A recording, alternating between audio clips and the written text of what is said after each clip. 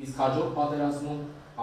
Մարզային ու համայնքային իշխանությունների ներկայացուցիչներ, դպրոցների տնօրեններ, աշակերտներ ու պարզապես կապանցիներ հավաքվել են Կապանի երկրագիտական թանգարանում։ Խորհրդանշական օրը Արցախյան առաջին պատերազմում անհետ կորած ազատամարտիկների հարազատների կողքին լինելու, սփոփելու եւ կրկին հիշեցնելու, որ նրանց սխրանքը չի մոռացվել։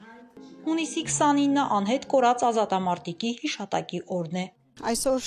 Կապանի երկրագիտական թանգարանում նախատեսել ենք միջոցառում համատեղ Սյունիքի մարզպետի աշխատակազմի հետ եւ Կապանի թիվ 1 հիմնական դպրոցի աշակերտներն են միջոցառման մասնակիցները։ Մեր նպատակն է, որ մեր ընտանիքները, այդ թվում նաև երիտասարդ ծերնդի ներկայացուցիչները իմանան, որ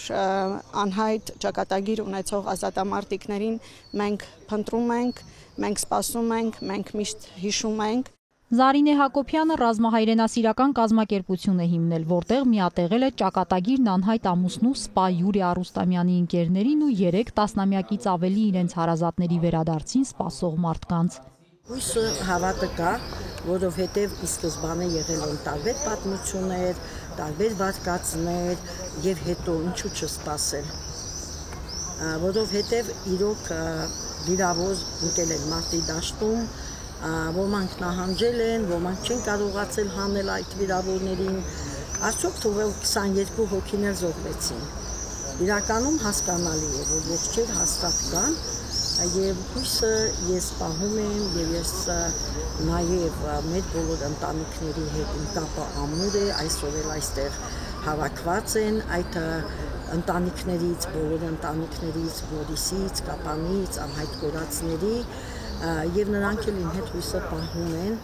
Արցախյան առաջին պատերազմն արդեն պատմություն է, ազատամարտի մասին պատմող բազմաթիվ նյութեր կան Կապանի երկրագիտական թանգարանում, որոնք հաճախ են ցուցադրվում։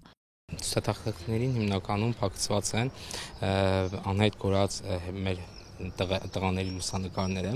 եւ հիմնականում մեր այս ցուցադրության համատեղ ցուցադրության նպատակը եղել է այն, որ հետագայում այն արխիվային նյութերը, այն վավերագրերը եւ լուսանկարները, որոնք ցուցադրվում են հիմա թանգարանում, կնվիրվեն թանգարանին եւ թանգարանը համապատասխան միջոցառումների ժամանակ կցուցադրի։